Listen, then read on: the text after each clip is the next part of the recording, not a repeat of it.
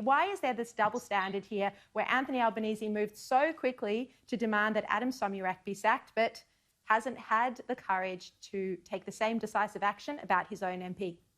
The answer to that's, I think, reasonably simple in that obviously Anthony Albanese gets a whole lot out of having Anthony Byrne on side. It doesn't matter anymore where Adem Somyurek is, but obviously it's going to work for Albanese in terms of his numbers will be bolstered, and also Bill Shorten's potentially numbers will be significantly reduced. So really he wins on both levels by keeping Byrne in his camp. How serious are the concerns growing now about Anthony Byrne remaining in the role on the Intelligence Committee as Deputy Chair? Well, in normal circumstances, he'd be cooked. Byrne would have been sacked last Thursday and Friday. I mean, you only had to read those text messages to see that some of them were quite disgraceful. Now, there's always that argument, well, who hasn't sent a bad text message? But the problem he has is that he's sent a whole raft of them. And on the normal test of the pub test, it fails them. But Albanese is doing absolutely nothing about it. As I said, that the reason being that he potentially can significantly boost his numbers within the party, and also undermine, perhaps arguably, moot point, but his biggest rival. Yeah. And John, I mean, it's extraordinary when you just listen back to that first comment that Anthony Albanese made. He said, I'm always going to be consistent on this matter. I mean, how it just exposes complete hypocrisy here, because he's not consistent.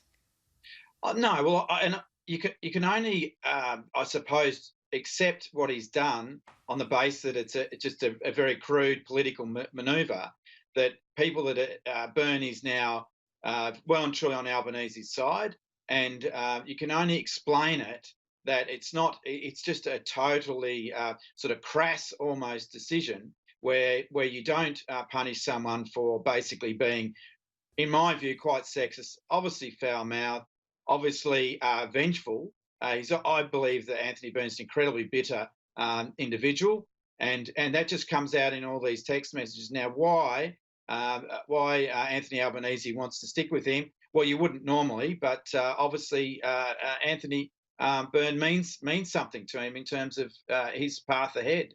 John, I spoke to a couple of Labor figures today who are quite close to Adem Somyurek, and they said that there are thousands of text messages that he hasn't even started going through his emails yet, he hasn't even put in search terms yet.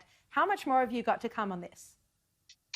Oh, look, this ain't over, I suppose. That's probably the point.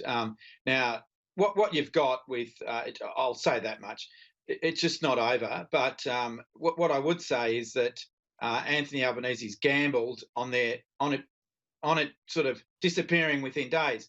This will take years to unfold.